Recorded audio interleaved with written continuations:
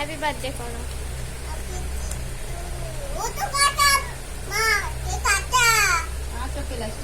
তুমি কেক কাটো। Happy birthday to you. কাটো কাটো কেক কাটো। Happy birthday to you.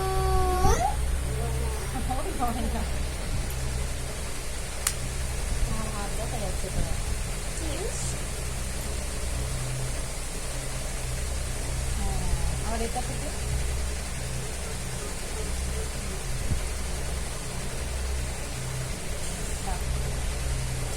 বন্ধ করে